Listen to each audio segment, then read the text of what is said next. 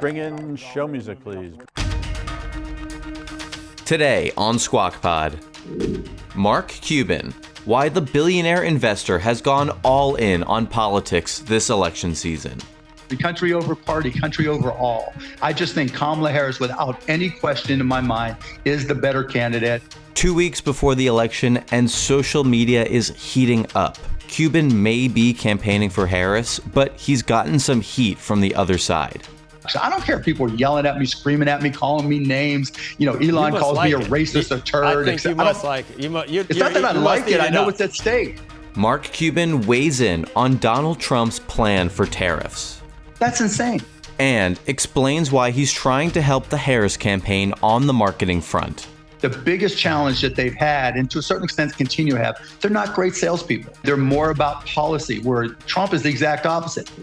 That interview, plus J&J spinoff Kenvue has a new activist stakeholder. And at Disney, CNBC's Alex Sherman says a succession plan has finally been announced. This issue now is going to hover over the company for at least a year. I know I had talked to people that hoped a candidate would be named in early 2025. I'm CNBC producer Zach Vallese. It's Monday, October 21st. Squawk Pod begins right after this.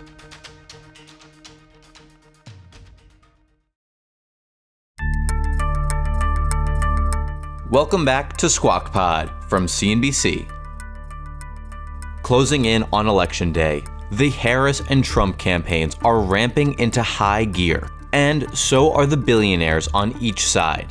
Elon Musk has backed former President Trump. It's absolutely essential that we win the Senate and the presidency in order to effect change that's important, and to protect the Constitution, which is under attack by a lot of Democrats. And he's even giving away $1 million a day to Pennsylvanians who sign his America PAC petition. Every day from now until the election, we're giving out $1 million prize. And all you have to do is sign a petition in support of the Constitution. Fellow billionaire Mark Cuban is on the other side, campaigning for Vice President Kamala Harris. Donald Trump is the Grinch that wants to steal your Christmas.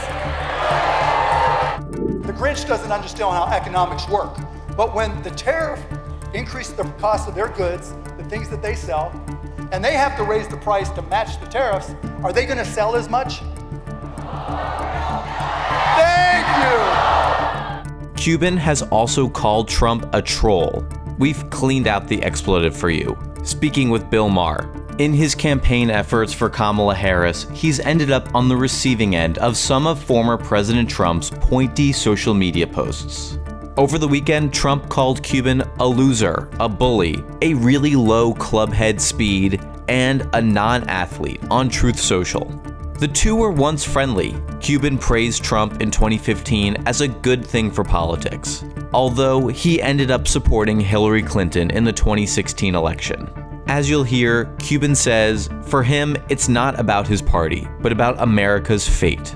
Here's Andrew Ross Sorkin. We are just over 2 weeks until Election Day, and our next guest was out on the trail this weekend supporting Vice President Harris, and he found himself the online target of former President Trump. Joining us right now is billionaire investor and entrepreneur Mark Cuban. He's, of course, a minority owner of the Dallas Mavericks, co-founder of CostPlusDrugs.com. Mark, it's great to see you this morning. Thanks for having me on. A couple of things. I want to get to some of the things that Elon Musk, who's on the other side of you, the sort of dueling billionaires, if you will. But I want to start just with the polls and where this election stands. Clearly, your candidate was, at least it seemed, doing better than she was doing better a couple weeks ago than she looks like she's doing today. If that's true, why do you think that's true? Who knows? I mean, that was the regular season. This is the playoffs. It doesn't really matter. It's what happens going forward. And, you know, like every candidate always says, you've got to play like you're 1 point behind. So that's what we're doing. What do you think of the polls? And from your conversations inside the campaign, what do they think of the polls? Just what I said. I mean, different polls have different results. Different people claim different weightings. There's conversations. Are they weighting women enough? Is it the reverse of 2016 where the Harris voters are the shy voters and aren't communicating to polls or publicly? No, nobody really knows. And so really it comes down to get out the vote. And the crazy thing is it's the Harris campaign versus Elon, not even versus Trump. You're a markets guy. What do you think of Polymarket? What do you think of some of the other marketplaces where people are effectively taking bets on this election? And again, what looks like a big move for former President Trump. Well, let me first say I'm an indirect investor in Polymarket through a fund that I'm in, a crypto fund that I'm in. And I know that you're not supposed to be an American and bet on Polymarket. And so it's not really an indication, I think, of anything. And I don't really know what hedges are out there. So it's possible to, bet on one side and not bet on the other. And from all indications, most of the money coming into Polymarket is foreign money. So I don't think it's an indication of anything. Let's talk about Elon Musk. He's been critical of you. You've been critical of him. What do you make in particular of this weekend's new effort to get people to the polls, that he is using $1 million a day? He's offering up for those who effectively sign his petition and register to vote. I mean, it's innovative and it's desperate. You only do that because you think you have to, but, using a sweepstakes is not a bad idea. Whether or not it'll work is a whole nother thing. It just as easily could backfire, but you don't know until you try. Do you think it's legal? I mean, I actually looked into it. I initially thought it might not have been, but as a sweepstakes, it looks like it may be. But from a FEC perspective, I have no idea. Hey, Mark, I'm looking at an NBC article from our corporate parent that just said, I guess at an Arizona town hall meeting, when you were asked about the possibility of taxing unrealized capital gains, you said if you really thought that the vice president would do that you'd campaign against her. So I guess that was a true comment you made. And then my follow-up So what question, I said was, I said it's not going to happen. Absolutely not going to happen. If for some reason she lied about it, I would campaign against her so there wouldn't be a second term. Okay. Then what I was going to ask you is, and I'm not going to go through, these are there's 20 things, but I'll just pick out a couple that I think would be really scary. If she were to try to abolish the filibuster, if you knew she was going to against that. Yeah, I don't agree with that. Next. And then how about free health care for all? She doesn't talk about that. So here's exactly what she's talking about with health care. But there were some things she has said. I can pick out probably 10 things where. Well, Joe, I can go back to an interview. You would say, yeah, I'd campaign against her. So what do you like? If all these other things. Well, first, Joe, let me just say, I saw an interview with you with Donald Trump where he said he would tax the oil industry out of existence. Does he still support that? Doesn't feel like people change their mind. Oh, no, I'll send it to you if you want. But in any event, let's talk about healthcare. Particularly when I was in Phoenix, I was talking about the difference between Harris and Trump for small businesses. And I can go down through the list of things I love about her. First of all, 99.5% of businesses are small businesses. They're pass-through businesses. And she's been very, very clear that anybody making $400K or less, which is almost every pass-through business, their taxes are either going to stay the same or go down. And so that's one area where she has an advantage there. We don't have clarity from Trump. Number two is healthcare, right? She has been very, very specific that the PBMs, the pharmacy middlemen are jacking up prices and having a negative impact on the cost of healthcare. And she's going to do something about it. And that's a conversation I've had directly with her. I know the impact it could have. It can turn into an immediate 20 to 30% savings for small businesses and for their employees, particularly with the ones with high deductible plans. That's more than an offset for inflation, for households and for small businesses, because the reality is the big pharmacy benefit managers aren't passing through the rebates on brands, are using specialty generics to jack up the price of generic medications. So all pricing for healthcare is distorted for small business. She has come out and talked about it. Donald Trump hasn't said a word. Number three, we've all talked about immigration. Both have said that any non-citizens that are illegal, they're both going to deport them. What they haven't talked about is how they're going to deal with deportation of law-abiding non-citizens. Donald Trump has got Stephen Miller, who said he wants mass deportations. I sat in front of restaurant owners and I asked them, What would it be like if all of a sudden you got a knock on your door and there was somebody from Stephen Miller's squad asking you for the names and addresses and immigration status of everybody that works for you? That's not how you can run a country. And so Kamala Harris has said she's going to have very specific procedures for law-abiding non-citizens for the processes they'll have to follow to either stay or leave. You want that to be sane. You want that to be transparent. You want there to be a specific process for everybody to follow. You don't want Elian Gonzalez type scenarios. That is horrible for business. The other thing I said, and this isn't really as much small business as bigger business, is his Taiwan policy.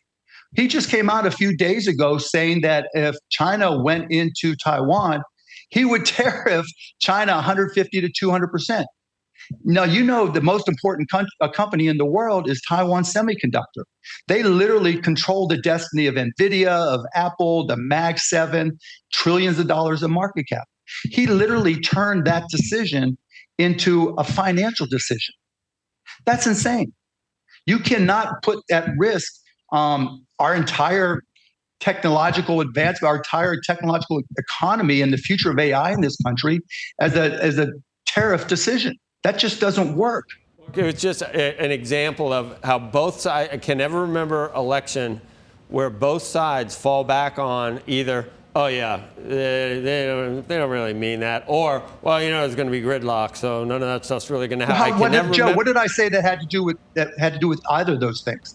I told you specifically. This is an election where both sides have to constantly distance themselves from they still support the candidate, but they distance themselves from certain parts of the candidate's platform. Well, yeah, you don't have to agree with everything from any candidate. It's just, I've never seen an election where both sides. But Joe, what I'm talking, let's go back to what I was talking about.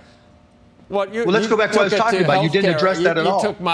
You took my filibuster question to healthcare, so I don't. You know, that's your own thing. Well, no, you asked me specifically what are the things about her that I agree with, that I support. I told you I didn't support the filibuster. What other things? I was asking what other things that she's proposed in the past would cause you to campaign against her if she went through with it.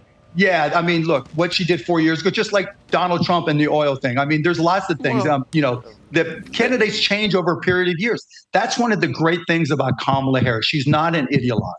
She is open-minded. That's why she's changed. Donald Trump thinks he knows everything. He doesn't change.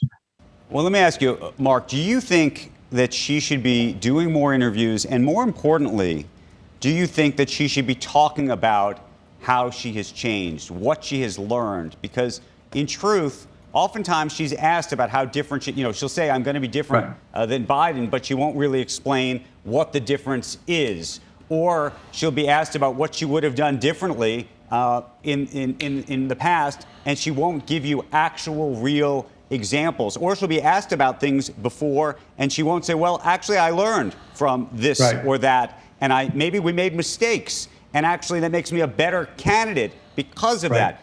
For whatever reason, inexplicably, at least to me, that is not the answer you hear. Oftentimes, it's actually an answer about how consistent she believes that her perspective has been the entire time. Yeah, I mean, I would handle some things differently, but there's still 2 weeks left, and different stages of a campaign require different arguments. She went from being at a favorability deficit, an awareness deficit, and 12, 13 weeks ago, whatever it was, and being way behind Donald Trump. And now they're in a dead heat. So whatever she's doing, she's caught up. And now for these last couple of weeks, she'll make the determination how best to communicate. But I think it really comes down to get out the vote. Whatever she's doing to get out the vote, that's what matters. And I think that's why she's been going where she's been going and doing what she's doing. Well, let me ask you about that, though. So she did an interview last week with Bret Baier. It was parodied, actually, over the weekend. I'm sure you saw it on SNL. It's Saturday Night Live. Yeah. And the question is what she should be doing for these next 2 weeks. She's going to be doing an interview on NBC, I believe, on Tuesday from Washington, D.C. Where do you believe she needs to be over the next, call it, 12 or 14 days? The swing states, period, end of story. You get out the vote in the swing states, because if it's a difference of 5,000 people in any given state, you can bring 5,000 people in a rally or go out and be where there's undecideds and try to get them in the door and talk to them. that's where I would be. And that's what she's doing. And that's why she's had me and others going out to, Phoenix and Grand Rapids and La Crosse and Milwaukee, going out and talking, in my case, to small businesses. Hey, Mark, what do you think happens if this is as close as the polls are suggesting that it will be? I don't know if we believe the polls or not, but if it does come down to a matter of, a few thousand or maybe 10,000 votes over those very key districts that you just talked about and some very key swing states, what happens? If I think what happened in 2020. If there's same not thing that clear happened and in 2020. decisive. And how does that play out? I don't know. I mean, obviously, there's a greater than zero chance that something crazy happens, but I hope not. And, if Donald Trump is going to claim it's not a fair election and, do whatever he does, at least he's not in office with the power to, try to force a January 6th-like situation. If it's a close vote and it goes to Donald Trump, will Democrats behave the same? Yeah, I'm not a Democrat. I mean, I won't be happy, but I'll accept it. I really don't care what Democrats do. I don't care what independent or Republicans do. I just want what's best for the country. Hey, Mark, I have a question for you. It's a bit of a counterfactual, and it's something that I've always hypothesized about.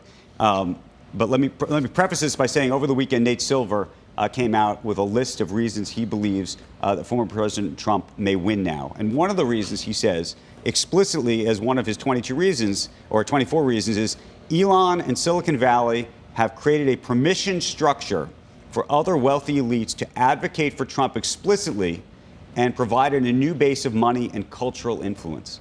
And my hypothetical counterfactual is, do you believe that the Biden administration could have changed all of this? I have a suspicion the that answer is there yes. was a massive mistake made about 3.5 years ago on behalf, partially, I imagine, of the unions, and that moment did a tremendous disservice to them, and that they have never not only recovered from that, but they've never even tried to recover from it. Yeah, I agree. I mean, I think between Elizabeth Warren and Bernie Sanders and Joe Biden, the three of them really worked together very closely, and they believed in, the progressive approach. And I think that hurt them with Silicon Valley. I think the fact that Joe didn't talk to those folks either was a negative. But those days are behind us, and Kamala Harris is not Joe Biden. And, she shows it, her tax rates are different. Her approach to healthcare is different. There's just so many differences. I think the biggest challenge that they've had, and to a certain extent continue to have, they're not great salespeople. And they're more about policy, where Trump is the exact opposite. He'll sell, sell, sell. He's the salesperson that'll say anything to try to close the deal, whether it's true or not. And, when I talk to the Harris campaign, they have a policy group that's going to drill down on everything. And that's just night and day different from what you're seeing from the Trump side. Do you think if she wins, that she could actually have a relationship and embrace Elon Musk? 100% yes. I've had that conversation. By the way, I'm a news guy. We all want the interview. I'd actually like to see her do. No, I'd actually like to see her do I've had X. the conversation. I've had the conversation. I'd like to see her do X and have a conversation with Elon Musk. I actually think that would actually be a fascinating. No, I'll tell you exactly what not Kamala specifically, but her team. I'm like, I can try to facilitate a meeting with Elon, and they didn't trust the fact that he wouldn't go on X and just say something to distort the purpose of the meeting. But you've advocated for it. Yeah, for sure. Why not? Look, she's been very clear. She's going to put a Republican on in our whatever, I'm spacing the word, but she's going to work with Republicans. She's going to be open-minded. She's not an ideologue. And so that's the key. She talks about it all the time. She wants to be a problem solver.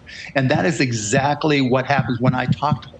We've talked about cutting the deficit. We've talked about using technology to increase efficiency. We've talked about machine learning and applications with data.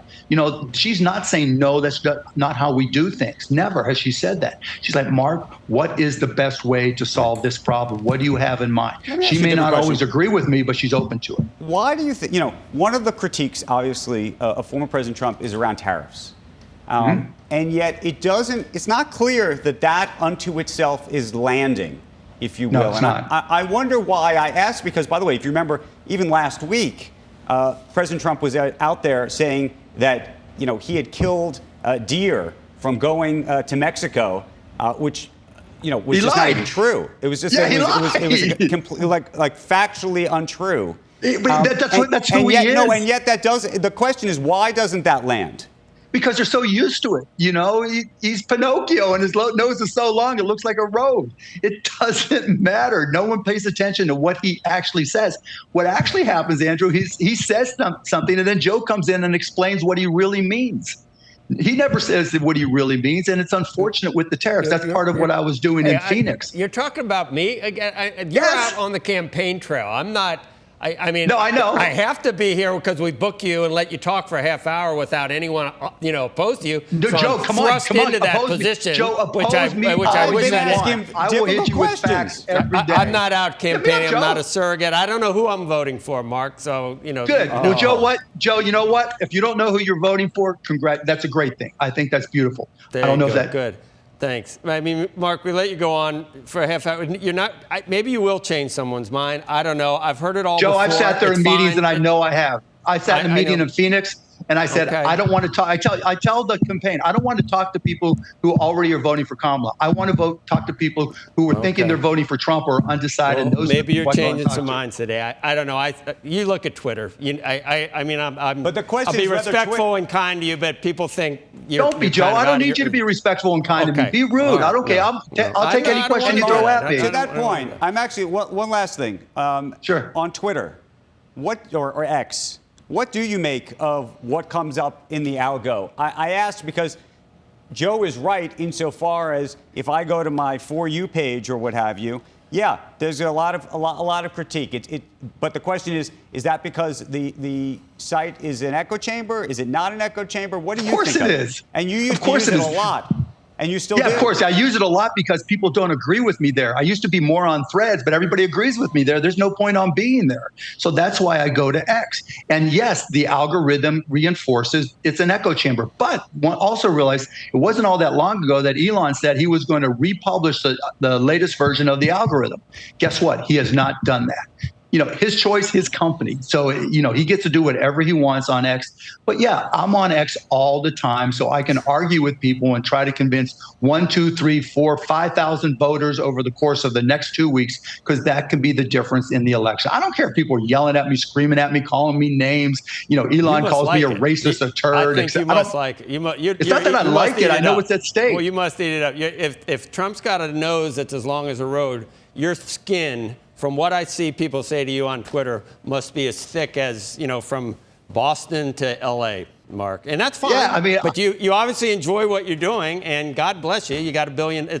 You're still going to have a G650 after this election, so what the hell? Yeah, it's what's best for the country. That's what I care about. And look, let me just add, if Trump wins, last time when he won, he asked me to help on healthcare, on PPE. I sat with Peter Navarro and helped him come up with a mask company and help them grow. And that was all domestic production. I'll do the same thing. I'm America first. First, that's the wrong way to put it. I am what's best for this country over party, country over all. I just think Kamala Harris, without any question in my mind, is the better candidate and the better president for this country.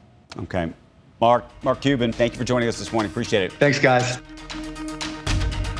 Cheese will be next. Next on Squawk Pod, breaking news from the House of Mouse. CNBC's Alex Sherman has the latest update on the succession plan for current Disney CEO Bob Iger. The board is looking at both internal and external candidates, but all along here, Disney insiders have thought the most likely candidates would be one of those internal candidates.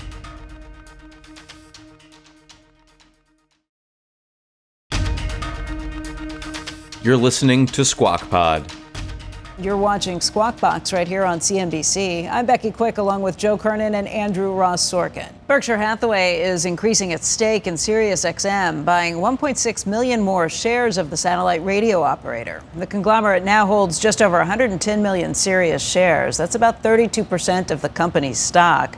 That makes it Berkshire's 15th largest position. Sirius stock is down just about 50% for the year to date. This morning, up by about 3.1%. Can you explain to me why I pay for Sirius in 4 cars? I do the same. I mean, it's You're like a Howard listener? No. You're not a Howard listener? No. But I do it to listen on the way in. Stick needles in my ears. Howard Stern's actually a very good interviewer. I listen to news on the way in. He's been invisible. But maybe you're listening to CNBC. That would be a reason. that you subscribe That's to. what I listen to. Do I have to say I am? You should, right Now about that now. he's offered you the opportunity. Right about now, Yes. that would be a good Yeah, moment. Good moment.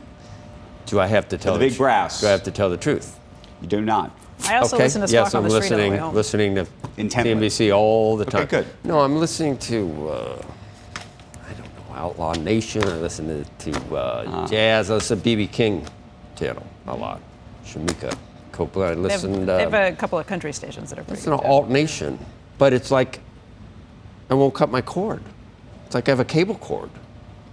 And it's all the things you know about. Spotify, you know, Yacht Rock. Yacht Rock, no, definitely not. Outlaw country is not. I love Outlaw Country. Yeah, me too. Spotify, what are all those things that give you what you want? Why don't I do that? I bet you subscribe to Spotify too. No, I don't. No, you don't. I Okay, don't even know how it works. Do you have Apple Music? Oh yeah. You pay for Apple Music? I must somehow. Okay, so there's a good question of why you have two. Okay, for my phone when I'm listening in my earphones on the way You can't get news. in my car though. Boop, boop, Yeah, just you go back you and can get forth. it on your phone, and the phone can sync to your car. Right. I know that. I've done that. I don't like doing that. I don't want to think. I just I can find. Well, it's also the news channels. You can't get that on I don't. music. Except for CNBC, I do not listen to. I listen to a lot. To any of the. You do. Eli Lilly I don't know is what suing. the viewers think of this. Eli Lilly is suing. You always worry about that. No, but only in context of me, which I think is no, I worry interesting. about the whole thing. Myself. I do. There I'm with you. There I'm with you. Eli Lilly is suing 3 medical spas and online stores for selling copycat weight loss drugs. Lilly says that the vendors in question sold products claiming to contain terzepatide, including, they just threw that in there, including in a dissolvable tablet. Glad they trust me. Terzepatide, just throw that in there for me, is the main ingredient in Lilly's Zepbound. You did it. Well done. Question is, can you create it? How many words could you create out of terzepatide? Roll it back. I got to look at it. No, don't do it. There'll be more viewer problems for Andrew. We have some breaking news. On Disney. Alex Sherman joins us now with more. Hey, Alex. Hey, Joe. So 2 pieces of Disney breaking news right now. The first, that Mark Parker will be stepping off the board after 9 years, and he will be replaced as chairman of the board by James Gorman, the former CEO of Morgan Stanley. That's piece of news number 1. Piece of news number 2, Disney formally saying that it will announce Bob Iger's successor for CEO in early 2026. Now, that is later than what I had previously reported. Disney had targeted a date of where they were looking at 2025. This will give the board even more time to make a robust selection of a new CEO for Bob Iger. Of course, this was a big issue. You can remember when Nelson Peltz took a stake, he pushed this idea of succession very hard. Disney has struggled with it, but this gives even more time for the company to make a new CEO. So early 2026 will be the new CEO candidate. January 2nd, 2025 is when Mark Parker will depart the board. He says in a release that has just been issued by the company that he's going to focus on other areas. I'm told that is Nike related. Of course, there's been a lot of struggles with Nike just naming a new CEO by itself. Hey there, Alex. One question for you is, given the James Gorman moving into this chairman role, does that indicate that when Bob Iger steps down and the replacement is stepping up, that it would be unlikely for Bob Iger to move into a chairman-like role? Yeah, so I don't think we know that yet. So another thing that I'm told is that no decision has been made with Bob Iger in terms of what happens when his contract runs out. Remember, his contract as CEO does not run out until December 31st, 2026. So if the new CEO is named in early 2026, that gives a series of months of runway there where Iger can sort of transition that new CEO. But it's possible that Bob Iger would then stick around on the board and maybe then be elevated to the chairman of the board. So we don't know that yet. And James Gorman, just so everybody is aware, has been heading up the succession planning for Bob Iger, that committee, looking for his replacement too. Because, of course, James Gorman did such a good job at Morgan Stanley of setting up his succession planning, too. One other thing that I'm told is that all 4 internal candidates, the leading internal candidates, so that's Disney co-entertainment chairman Dana Walden and Alan Bergman, that's ESPN president Jimmy Pitaro, and then that's the head of the parks and resorts, Josh D'Amaro. They've all recently met with the succession committee headed by James Gorman. Now, the board is looking at both internal and external candidates, but all along here, Disney insiders have thought the most likely candidates would be one of those internal candidates. They've all met recently with the board, and it's not the first time they've met with the board to talk about succession, but it is an indication that we are full on go here for the board to look for a new succession candidate. But I will say that when you push the date back to early 2026, this issue now is going to hover over the company for at least a year. I know I had talked to people that hoped a candidate would be named in early 2025 just to have some clarity on the issue. This feels a little bit, and I wouldn't compare them necessarily, but if you remember, and both of you would remember, General Electric, when there was the succession sort of bake-off that was going on for, 2 years, year and a half, where everybody was racing to figure out who was going to take You remember the 3? Who was going to take the job. Immelt obviously got it. You had Nardelli. McNerney and McNerney. Yeah. And then they, of course, went everywhere. That's the pod for today. Thanks for listening. Squawk Box is hosted by Joe Kernen, Becky Quick, and Andrew Ross Sorkin. Tune in weekday mornings on CNBC at 6 Eastern. To get the smartest takes and analysis from our TV show right into your ears, follow Squawk Pod wherever you get your podcasts. We'll meet you back here tomorrow. We are clear. Thanks, guys.